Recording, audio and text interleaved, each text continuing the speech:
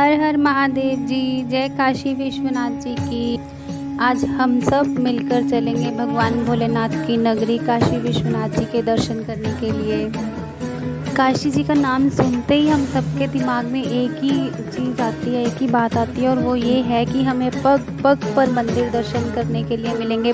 इसलिए वीडियो थोड़ा सा लंबा हो सकता है, क्योंकि मैं चाहती हूँ कि मैंने काशी जी में जितने भी मंदिरों के दर्शन किए हैं वो सब मंदिर आप सबको दिखा के मैं आरती की एक अलग वीडियो बना के पोस्ट करूँगी। उसके लिए मैं क्षमा चाहती हूँ कि मैं इस वीडियो में उसको नहीं दिखा पाऊँगी, क्योंकि गंगा आरती ऐसी आरती थी जिसमें बहुत सारे स्टेप्स थे, और मैं चाहती हूँ कि हम सब उन स्टेप्स के मिलकर दर्शन करें। हर हर महादेव जी।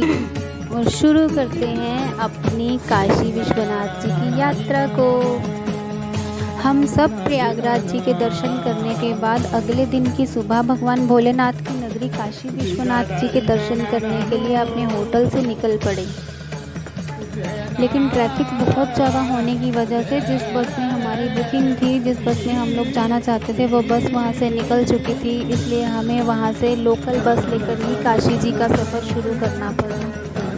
पर विश्वास कीजिए कि लोकल बस में बैठकर भी, उत्तर प्रदेश परिवहन में बैठकर भी हमें बिल्कुल भी ऐसा एहसास नहीं हुआ कि हम बिना एसी के जा रहे हैं या हम कैसे ये यात्रा कर रहे हैं। गर्मी बहुत ज़्यादा थी। बस में हमें जहाँ जहाँ सीट मिली हम लोग बैठ गए, और मेरे दिमाग में सिर्फ और सिर्फ एक ही बात चलती रही, मन में एक ही उत्सव होता रहा कि मैं अपने पहले ज्योतिर्लिंग यात्रा पर जा रही हूँ। और बाबा की नगरी के बारे में सोचते सोचते कैसे 3.5 घंटे बीत गए, और हम कब काशी की सड़कों पर हमने एंटर किया, समय का पता ही नहीं चला, समय का अंदाज़ा ही नहीं हुआ। और जैसा कि आप सब देख पा रहे हैं कि काशी जी के हाईवेज़ के नीचे सब भगवा रंग के स्तंभ थे, और वहाँ पर बहुत ही सुंदर चित्रकारियाँ की हुई थी। बहुत आनंदमय एहसास हो रहा था। और फिर बनारस बस स्टैंड पर उतरकर हम लोग ई रिक्शा करके काशी विश्वनाथ जी के मंदिर की तरफ अग्रसर हुए। काशी जी में भक्तों का इतना जमावड़ा होता है कि आपको ई रिक्शा निकालने के लिए भी लगातार और पड़ता है।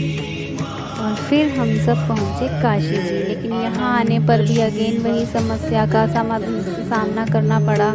यहाँ भी हम लोगों को होटल नहीं मिल पा रहा था, लेकिन फिर से हमारे बड़े हमारे साथ थे, तो उन्होंने हमारे लिए अच्छे से होटल का इंतज़ाम कर लिया। और फिर हम सब अपने होटल में गए। होटल में स्नान वगैरह करने के बाद आरंभ हुई हमारी यात्रा, जो कि मेरा पहला ज्योतिर्लिंग था। और अब हम सब मिलकर चलेंगे अपनी यात्रा पर। सबसे पहले हमारी यात्रा आरंभ हुई काल भैरव मंदिर की तरफ। कहा जाता है कि भगवान भोलेनाथ ने काल भैरव जी को काशी जी का क्षेत्रपाल नियुक्त किया हुआ है, और काल भैरव जी को पूरी आज्ञा दी गई है कि वो काशी जी के किसी भी व्यक्ति को पाप करने पर दंडित कर सकते हैं। जब हम यात्रा की तरफ अग्रसर हो रहे थे, जैसे जैसे हम काशी जी की गलियों में अंदर जा रहे थे, मैं आपको बता नहीं सकती कि वो कितना आनंदमय एहसास था। जिस तरफ देखो भगवा रंग की दीवारें, भगवा रंग के घर, मतलब हम ये कह सकते हैं कि काशी में रहने वाले लोग एक्चुअल सनातन को फॉलो करने वाले लोग हैं।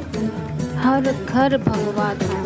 डिफेंस फोर्सेस बहुत ज़्यादा थी। तंग गलियाँ थी, लेकिन गलियों में अद्भुत चित्रकारी थी।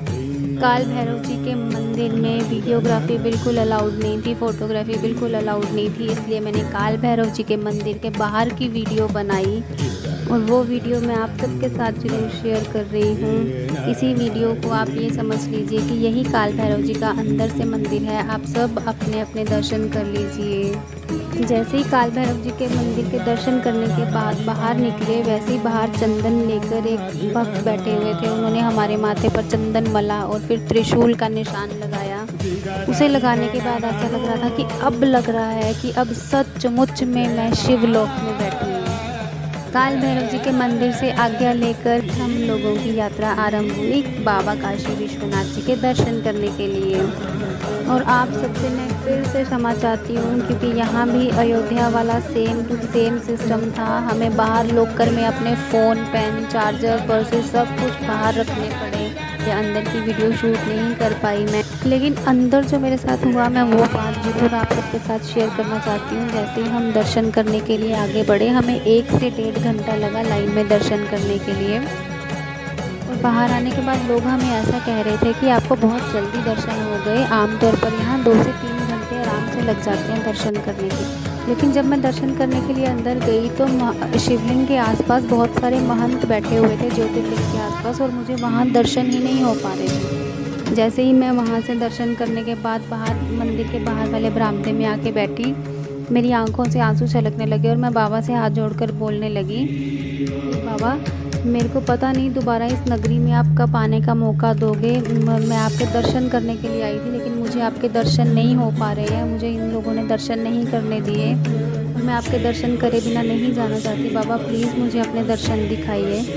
ऐसा बोलकर मैं उठकर जो नंदी महाराज हैं उनके पास गई और फिर परिक्रमा करते हुए मंदिरों में दर्शन करते हुए, जैसे ही मैं दोबारा ज्योतिर्लिंग की तरफ परिक्रमा करते हुए पहुंची, वैसे ही मुझे एक और रास्ता पता चला कि यहाँ से भी ज्योतिर्लिंग के दर्शन किए जाते हैं। और मैं उस रास्ते से जाने की कोशिश करने लगी और बाबा ने मुझे मेरे रास्ते में कोई रुकावट नहीं आने दी। मुझे बिल्कुल खुले दर्शन दिए। महादेव ने मेरी सामने से आकर सुनी। वो कहते हैं ना कि अगर सबसे ज़्यादा जल्दी कोई आपकी पुकार सुनता है तो वो सिर्फ महादेव है, और ये बात बिल्कुल सच साबित हुई। मैंने महादेव की भस्म आरती सामने से देखी, महादेव की आरती ली, महादेव की राख ली। आप सबके सामने साथ मैं अपनी वो वाली फ़ोटो ज़रूर शेयर करूँगी जो मुझे प्रसाद के रूप में बाबा की फ़ोटो अंदर से मिली। बाबा के दर्शन करने के बाद माता अन्नपूर्णा का मंदिर ही अंदर ही था। फिर हम माता अन्नपूर्णा जी के मंदिर में दर्शन करने के लिए गए। वहाँ से सबको चावल का प्रसाद मिलता है, चावल के दानों का। क्योंकि हमारे फ़ोन बाहर लॉकर में जमा थे, इसलिए मैं आप सबके साथ ये वीडियोस नहीं शेयर कर पाऊँगी। वहाँ दर्शन करने के बाद हमें बहुत रात हो चुकी थी, इसलिए हम लोग वापस अपने होटल की तरफ गए और अपने होटल में आकर हम लोग सो गए, क्योंकि सुबह सुबह हमें गंगा आरती देखने के लिए जाना। पर जैसा कि मैं आपको पहले ही बता चुकी हूँ कि मैं गंगा आरती की वीडियो अलग से पोस्ट करूँगी। और फिर हमारी सुबह शुरू हुई बनारस के मंदिर की घंटियों के साथ, शंख ध्वनि के साथ, आरतियों के साथ। घाट पर गंगा आरती देखने के बाद हम लोग अग्रसर हुए मंदिर दर्शन की तरफ। सबसे पहले हमने श्री आदिशक्ति माँ दुर्गा मंदिर के दर्शन किए। आप सब भी दर्शन कर लीजिए। अंदर गए, यहाँ वीडियो बनाना अलाउड था, इसलिए मैं आप सबको दर्शन करवा रही हूँ। मैं कौन हूँ करवाने वाली, माता रानी खुद आपको दर्शन देना चाह रही है। मंदिर में हर तरफ जयकारों की गूंज चल रही थी और यहाँ हमने बहुत अच्छे दर्शन करने के बाद हम अग्रसर हुए अगले मंदिर दर्शन की तरफ। और फिर हम पहुँचे श्री सत्यनारायण तुलसी मानस मंदिर की तरफ। और उस मंदिर का उद्घाटन डॉक्टर सर्वपल्ली राधाकृष्णन जी द्वारा, जो कि हमारे भारत के राष्ट्रपति थे, उनके द्वारा 29/11/1964 को किया गया था। इस मंदिर में 3 भगवान जी के मंदिर हैं, लक्ष्मी नारायण मंदिर, राम परिवार और कृष्णा जी का।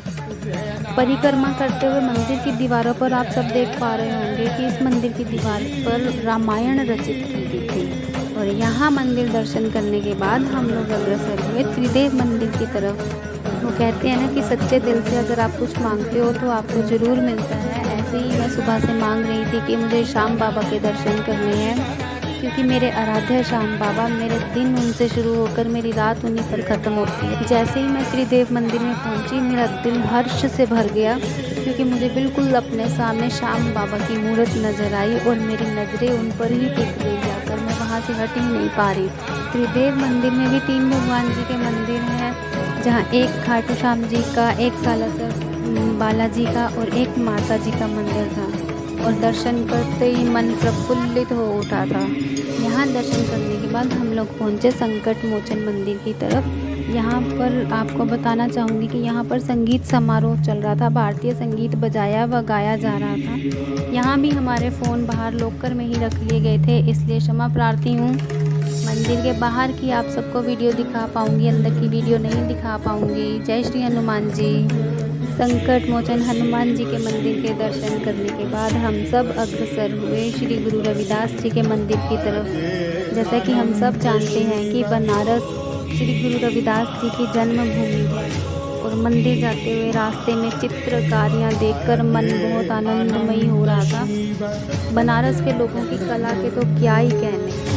और हम सब ने श्री गुरु रविदास जी के मंदिर में बहुत खुले दर्शन किए, बहुत आनंद आया। हमने वहाँ बैठकर समय भी बिताया। गुरु जी का भोरा साहिब में मंदिर था, वहाँ भी हमने दर्शन किए, बहुत सारी फ़ोटोज़ भी खींची, बहुत सारी यादें एकत्रित की। और यहाँ दर्शन करने के बाद हम सब की इच्छा अनुसार हम सब गए काशी हिंदू यूनिवर्सिटी में घूमने के लिए। दुनिया की एकमात्र हिंदू यूनिवर्सिटी, इसलिए अगर बनारस आकर काशी हिंदू यूनिवर्सिटी ना देखी तो क्या देखा।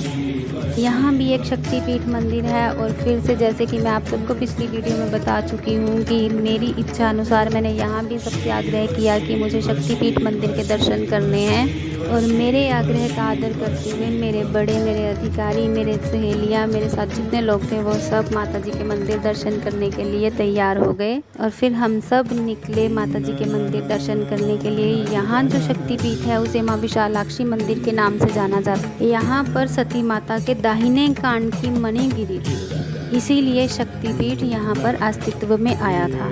यहाँ पहुँचने के लिए भी हमें बहुत सारी तंग गलियों से होकर निकलना पड़ा। सब बहुत थक चुके थे, पैर भी सूज चुके थे, लेकिन फिर भी माता जी के दर्शन करने की मन में इच्छा लिए हुए हम सब चलते जा रहे थे। और फिर हम पहुँचे माँ विशालाक्षी के मंदिर के बाहर। जैसा आप सब देख पा रहे हैं कि बाहर ही बहुत बड़ा बोर्ड लगा हुआ है कि वीडियोग्राफी फोटोग्राफी मना है, इसलिए हम सब ने प्रोटोकॉल का ध्यान रखा। लेकिन मुझे अंदर से जो माता जी की प्रसाद रूप में फोटो मिली है वो मैं आप सबके साथ ज़रूर शेयर करूंगी, ताकि आप सबको भी माँ शक्तिपीठ के दर्शन हो सकें। वहाँ दर्शन करने के बाद माता जी का आशीर्वाद लेने के बाद हम सब अग्रसर हुए ललिता घाट की तरफ। लेकिन ललिता घाट में धूप के सिवाय और कुछ भी नहीं था, गर्मी बहुत ज़्यादा थी, इसलिए हम सब ने वापस अपने होटल में आना ही अच्छा समझा। रास्ते में हमें भारत माता की मूर्ति भी दिखाई दी। भारत माता की मूर्ति देखते ही सब एक्साइटेड हो गए और भारत माता की जय के जयकारे गूंजने लगे। वापस होटल पहुंचकर हम सब ने अपने अपने घर आने के लिए पैकिंग की। हमें रात की ट्रेन में अपने अपने घर के लिए निकलना था। और फिर पैकिंग करने के बाद हम लोग किश्ती घाट पर आरती देखने के लिए गए, जो कि मैं आपको अगली वीडियो में दिखाऊंगी। और फिर भोले बाबा से इजाज़त लेकर, आज्ञा लेकर हम लोग निकल पड़े अपने घर की ओर। थकावट इतनी ज़्यादा थी कि ट्रेन में बैठते ही हमें पता ही नहीं चला कि हम कब सो गए। सुबह जब आँख खुली तो हम लोग दिल्ली पहुंच चुके थे। और फिर वहां से टैक्सी लेकर हम सब अपने अपने घर की तरफ अग्रसर हुए। मन में बहुत दुख था कि इतने दिन हम सब साथ थे और अब बिछड़ने की घड़ियां आ चुकी थी, लेकिन मन में एक हर्ष इस बात का था कि भोले बाबा के दर्शन करके आए हैं, प्रयागराज में गंगा स्नान करके आए हैं, त्रिवेणी संगम स्नान करके आए हैं, प्रभु श्री राम की जन्मभूमि के दर्शन करके आए हैं। और इसी हर्ष और खुशी के साथ हम लोग अपने अपने घर की तरफ निकल पड़े। वीडियो थोड़ी सी लंबी हो रही है, इसके लिए मैं आपसे क्षमा चाहती हूँ, मुझे माफ़ कर देना। बहुत ही जल्दी बहुत सारी यात्राएं करेंगे, हम सब मिलकर दर्शन करेंगे। और अगर मुझसे कोई गलती हुई हो तो मुझे क्षमा कर दीजिएगा। इन्हीं शब्दों के साथ आप सबसे इस वीडियो में विदा लेती हूँ। मिलते हैं अपने अगले व्लॉग में एक नई यात्रा पर। तब तक के लिए जयकारा वीर बजरंगी, हर हर महादेव, जय काशी विश्वनाथ जी की, हर हर महादेव जी।